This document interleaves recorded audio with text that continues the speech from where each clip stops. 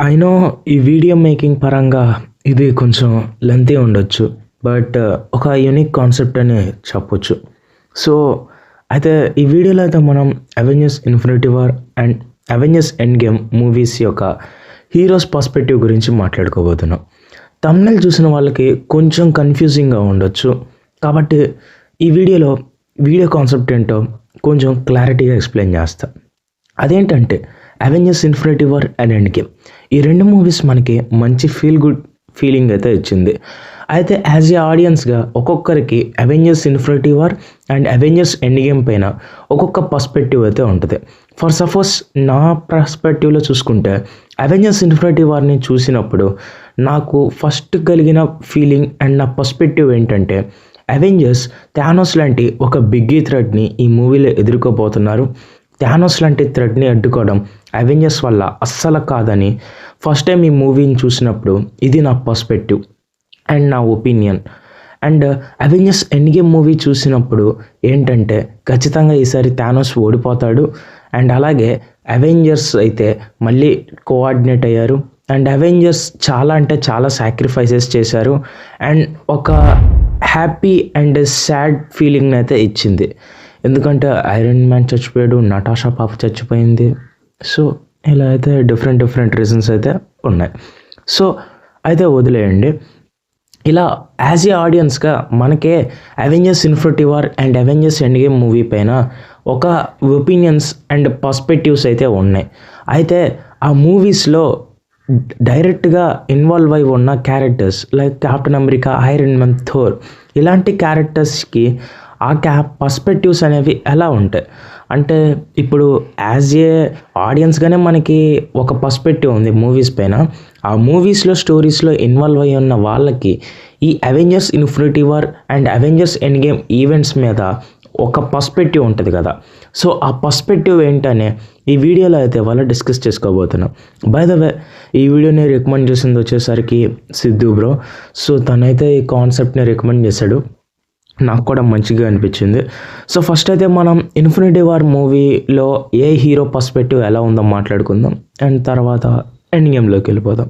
Okay, let's dive into show. So ఇంకా వీడియోలోకి వచ్చేస్తే first of all iron man గురించి మాట్లాడుకుందాం. టీమ్ ఐరన్ మ్యాన్ అంటే ఐరన్ మ్యాన్తో పాటు ఉన్న క్యారెక్టర్స్ గురించి ఫస్ట్ డిస్కస్ చేసుకుందాం. ఫస్ట్ ఐరన్ మ్యాన్ అయితే ముందుగానే ప్రెడిక్ట్ చేసేసాడు. అదేంటంటే ఫస్ట్ ఆఫ్ ఆల్ థానోస్ ఆర్మీని చూడగానే అర్థమైపోయింది. అదేంటంటే మనం దీనికంటే బిగ్గీ థ్రెట్స్ని ఎదుర్కోవడానికి రెడీగా ఉండాలి. దీనికంటే ప్రమాదాలు ఇంకా ఫ్యూచర్లో రావడానికి ఛాన్సెస్ ఉన్నాయి. అంటే ఇక్కడ ఐరన్ మ్యాన్ ఎండ్ గేమ్ కంటే ఇంకా బిగ్గీ థాట్స్తో నిండిపోయి ఉంది. అంటే థానోస్ కంటే కూడా ఇంకా పవర్ఫుల్ థ్రెట్స్ రావచ్చు అని ఐరన్ మ్యాన్ అనుకున్నాడు.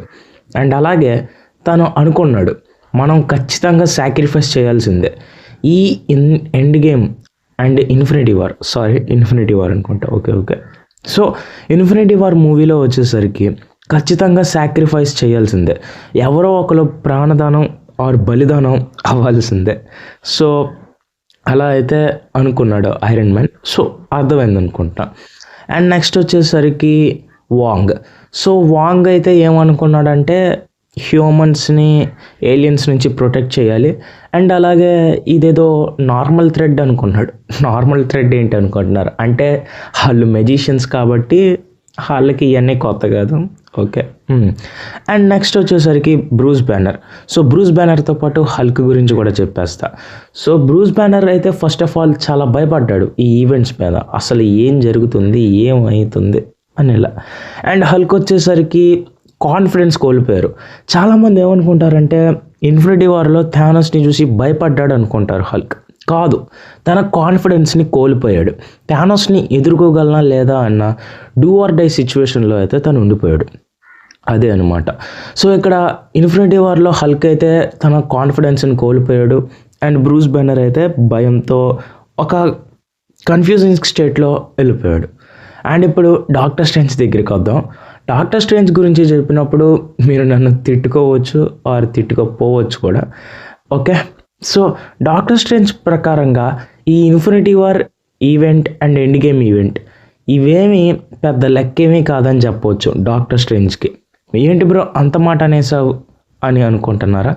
యాక్చువల్లీ ఈ Avengers end game event infinity war గురించి డిస్కస్ చేస్తుంది. ఓకే, అయితే ఈ ఇన్ఫినిటీ వార్ ఈవెంట్ మనోడు 14 మిలియన్ పాసిబిలిటీస్ అయితే చూశాడు.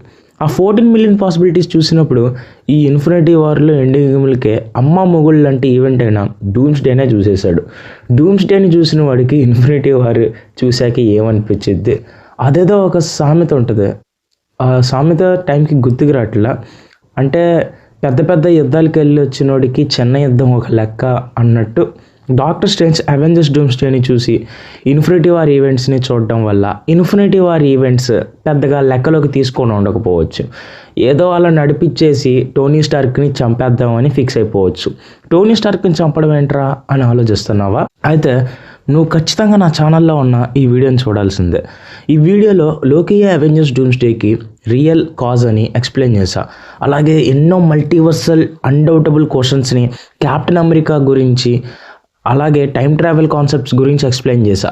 ఈ అన్నిటికీ లోకియే రీజన్. అలాగే డాక్టర్ స్ట్రేంజ్ కావాలని ఐరన్ మ్యాన్ని చంపించేశాడంటానికి గట్టి ప్రూఫ్స్తో సహా ఆ వీడియోలో ఎన్నో ట్రెండింగ్ థియరీస్ని మల్టీవర్స్ సాగాకి రిలేటెడ్గా కలిపి చేశాను. ఒకసారి ఆ వీడియో చూడండి, చాలా కష్టపడి చేశాను, మీకు నచ్చిద్ది. Okay, let's coming to back video. So doctor స్ట్రేంజ్కి అయితే పెద్ద లెక్క అయితే ఉండదు అవెంజర్స్ ఇన్ఫినిటీ వార్ ఈవెంట్ మీద. And next Guardians of the Galaxy టీమ్కి అయితే వాళ్ళు ఇన్ఫినిటీ స్టోన్స్ గురించి ఏం పట్టించుకోవట్లా. వాళ్ళు జస్ట్ థానోస్ దగ్గర నుంచి గమోరాని తీసుకురావాలి అండ్ థానోస్ మీద కోపంతో రగిలిపోయారు. మెయిన్లీ పీటర్ క్విల్ అక్కడ కష్టపడి ఇన్ఫినిటీ గాంట్లెట్ని లాగాలని చూసే టైంకి ఒక దెబ్బ కొట్టేసి ప్లాన్ మొత్తాన్ని ఫెయిల్ చేసేసాడు. అది మన క్విల్ మామ పవర్ అంటే. ఓకే, అండ్ ఇంకా ఎవరు మిగులు ఉన్నారు ఐరన్ మ్యాన్ టీంలో? పీటర్ పార్కర్ అయితే పెద్దగా ఏం చేయట్లా. అసలు ఏం చేస్తున్నాడని కూడా గ్యారంటీ లేదు. ఏదో ఆటలో అట్టుపండుగాళ్ళలాగా వచ్చాడనిపించింది. అయితే తను వచ్చిన తర్వాత ఎలాగోలా ఐరన్ మ్యాన్ దగ్గర ఇంప్రెషన్ కొట్టేయాలని, అంటే మనం సాఫ్ట్వేర్ ఆఫీసెస్లో జూనియర్స్ సీనియర్స్ దగ్గర ఇంప్రెషన్ కొట్టి ప్రమోషన్ కొట్టేయాలనుకుంటారుగా, అలా మన స్పైడీ అయితే చేశాడు. But work out అవ్వాల. బట్ తను డస్టే సీన్ని చూసినప్పుడు మాత్రం వెరీ ఎమోషనల్. ఆ బాండ్ని మాత్రం ఫీల్ అయినప్పుడు థియేటర్లో ఏడ్చేసా. Okay, coming to back. And next వచ్చేసరికి టీమ్ ఐరన్ మ్యాన్లో మనం చాలా వరకే కవర్ చేసేసాం అనుకుంటున్నాను. సో ఉరుముల ధర గురించి కూడా డిస్కస్ చేసేసుకుందాం. అయితే ఉరుముల ధర మన థోర్ అయితే అవెంజర్స్ ఇన్ఫినిటీ వార్ అంతా రివెంజ్లో రగిలిపోయాడని చెప్పొచ్చు. సో రివెంజ్తో అయితే రగిలిపోయాడు థానోస్ని చంపాలని. ఎందుకో చెప్పక్కర్లో తన తమ్ముడిని చంపాడు. ఇప్పుడు కెప్టెన్ అమెరికా టీం మిషన్కి వద్దాం. ఫస్ట్ కెప్టెన్ అమెరికాకి ఐరన్ మ్యాన్ ఐడియాలజీతో చాలా డిఫరెన్స్ అయితే ఉంది. చెప్పాలంటే టోనీ ఏమో సాక్రిఫైస్ చేయాలి అండ్ బిగ్గీ థ్రెడ్స్ వస్తున్నాయి అనుకుంటే, ఇదేం పెద్ద థ్రెడ్ కాదు, చాలామంది సూపర్ హీరోస్ని పోగేసుకుంటే అయిపోయిద్ది అని కెప్టెన్ అమెరికా అనుకున్నాడు. సో ఇక్కడ Iron Man and Captain America ఇద్దరు ఆపోజిట్, నెగిటివ్ పాజిటివ్.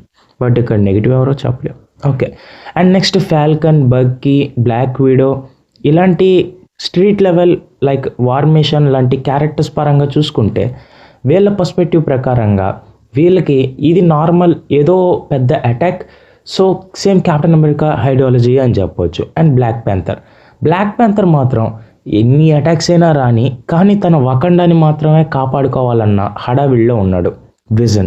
విజన్ ప్రకారంగా చూసుకున్నట్లయితే విజన్ వచ్చేసరికి నేను సాక్రిఫైస్ చేయాల్సిందే అని ఫిక్స్ అయిపోయాడు.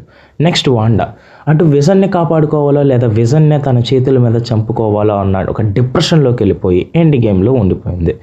అండ్ ఇప్పుడు ఎండ్ గేమ్ ఈవెంట్స్ పరంగా చూసుకున్నట్లయితే first iron man. End game movie పరంగా ఐరన్ మ్యాన్కి తన ఫ్యామిలీయే ముఖ్యం, అంతే. ఇంకా థోర్ ఏం చేయాలో తెలియక ఒక దేవదాస్ లాగా తాగుతూ కూర్చున్నాడు, అంతే. And next captain America, Natasha, Falcon పోయాడు కదా. సో వీళ్ళైతే ఎర్త్ని కాపాడాలని ఫిక్స్ అయిపోయారు. సో బతికున్న క్యారెక్టర్స్లో వార్ మిషన్ అయితే గవర్నమెంట్ దగ్గర హెల్ప్ చేస్తూ ఉన్నాడు. అండ్ బ్రూస్ బ్యానర్ అయితే హ్యాపీ లైఫ్ని లీడ్ చేయాలనుకున్నాడు. ఎప్పుడైతే స్కాట్లాండ్ కెప్టెన్ అమెరికా వచ్చారో అప్పుడైతే తను ఫిక్స్ అయిపోయాడు. తను కూడా ఎర్త్ని సూపర్ హీరోస్ని అంటే చచ్చిపోయిన వాళ్ళని రివైవ్ చేద్దామని. అండ్ హాకైకి కూడా నటాషా వాళ్ళ తర్వాత తెలిసిద్ది, బట్ తను పెద్దగా తీసుకోడు. సో ఎండ్ గేమ్ మూవీలో అయితే తక్కువ మంది హీరోస్ ఉండటం వల్ల ఏం చెప్పాలనుకుంటున్నానంటే ఎండ్ గేమ్ మూవీ ప్రకారంగా ఉంది తక్కువ మందే. అదేంటంటే iron man, Natasha, captain America. ఇందులో ఐరన్ మ్యాన్ ఒక్కడే తన ఫ్యామిలీ గురించి ఆలోచించాడు. బట్ తర్వాత పీటర్ పార్కర్ని చూసిన తర్వాత టైం ట్రావెల్ చేశాడు, అది వేరే విషయం. కొంతమంది ఏమంటారంటే పీటర్ పార్కర్ కంటే ముందే తను టైం ట్రావెల్ మీద ముందే ఉన్నాడు అని అంటారు. బట్ ఎంతవరకు నిజమో తెలియదు. అయితే ఇక్కడ captain America, Natasha and Bruce banner, Scott long ఇలాంటి సూపర్ హీరోస్ మాత్రం ఎలాగోలా మళ్ళీ రివైవ్ చేద్దామని ఫిక్స్ అవుతారు. తర్వాత so Avengers Infinity war and end game events పరంగా మన సూపర్ హీరోస్కి ఎలా ఈవెంట్స్ మీద ఏ పర్స్పెక్టివ్ ఉందో అని చెప్పాను. అయితే ఇన్ఫినిటీ వార్ ఈవెంట్లో చెప్పిన హీరోస్ని ఎండ్ గేమ్లో కొంతమందిని మెన్షన్ చేయాల, ఎందుకంటే వాళ్ళకి ఎండ్ గేమ్ ఈవెంట్లో సగం పార్టే ఉంది.